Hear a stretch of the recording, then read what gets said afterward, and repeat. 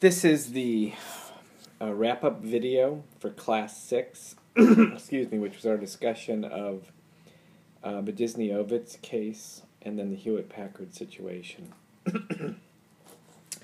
So as we discussed Disney Ovitz, there were basically two pieces to the process. One was the hiring, and the other was the firing. And obviously it's the tight connection between those two that upset the shareholders, as they saw more than $100 million leave the firm. As we talked about in class, obviously these situations are, I don't want to say they're one-off situations, but you understand how idiosyncratic the situations are. The problem that emerged with regard to the leadership of Disney after the Frank Wells helicopter crash, and then the medical issues that Eisner had meant that Disney obviously faced a question of who was going to be the top management of Disney. And this is in a context where Eisner had been extremely successful at Disney. That almost always means that someone in that situation is going to have a fair amount of open space to work in. And then it's particularly the case here where, we talked a little bit about the two different paths here, which is, well, are we sort of hiring someone who we should contemplate we need to have sort of standing by if Eisner drops dead, or are we hiring someone who we hope will work with Eisner as a, number 2 junior partner, as maybe Frank Wells did successfully.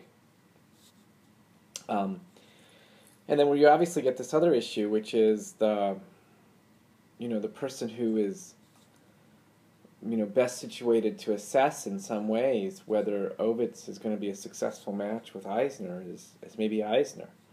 You could imagine that he's not sufficiently self-aware to understand that. You could imagine that he seems to have a conflict with the board almost. He almost seems more comfortable not having a new number 2.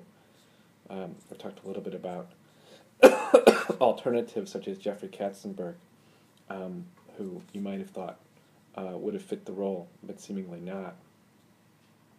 In terms of the compensation deal that Ovitz received, as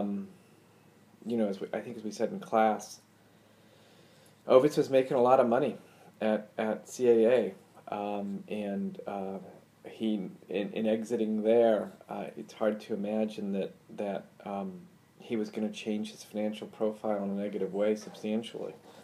And that may mean that Ovitz is just not the right match for the job, that he's too expensive a person. But ultimately the amount of money involved here and the amount of money lost, wasn't that large when you think about the kinds of rolls of the dice they take on movies. To waste $100 million on Michael Ovitz is not great, but it's not a outsized loss. And we talked about how the stock reacted when Ovitz was hired. Though query whether it would have reacted, how it would have reacted, obviously, to anyone being hired, in the sense that Disney needed a new number 2, and the market may have been reacting in part to that. As to somehow limiting Disney's responsibility for the firing, I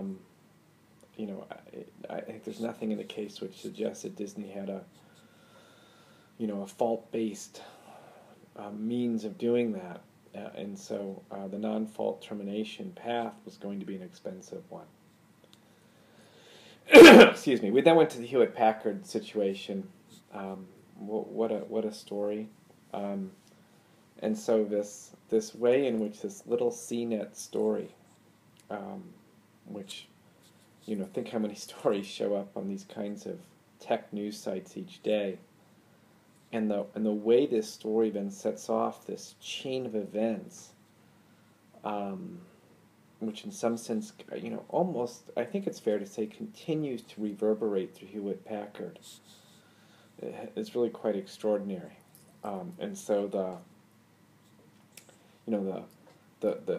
in some sense it's like a car accident where you're not wearing a seatbelt. It's not the first accident that hits you, it's the second one. It's and we see this in so many situations. It's how you react to the problem as much as the problem that really matters. And certainly that's what we see here, where the investigation into the information that is seen as a leak in this CNET story then gives rise to this investigatory process, which is out of control. Response is control the investigatory process. Absolutely. But that's not what happens here. And then the problem compounds with the resignation of Tom Perkins, and then the press release in connection with that. And then eventually, when the investigation seems to actually yield information, then the problem of the investigation is such that we end up with the chairman of the board resigning, and then these subsequent investigations by a variety of legal authorities, and eventually, of course, the ascension of Mark Hurd.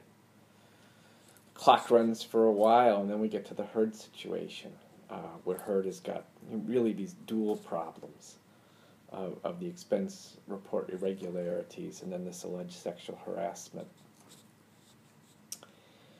And obviously, in those circumstances, you need to run a process where you sort through these claims. Allegations are easy, proof is hard, but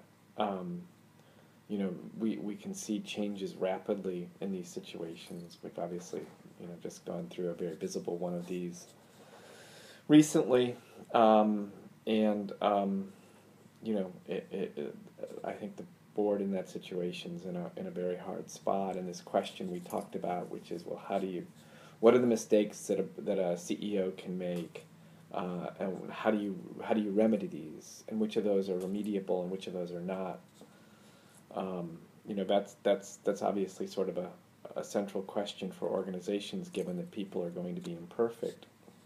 Also very interesting, the way in which, and maybe this is just something about human psychology. It sounds like more an exercise in that than in the law, though obviously the board is trying to figure out what to do in these circumstances. But the fact that Oracle, in some sense, could hire Hurd, even though he'd been, just dismissed from Hewlett-Packard, and the opportunity that, seemingly that presented for Oracle, given what seems to be Hurd's operational skills. All right, that's what we talked about.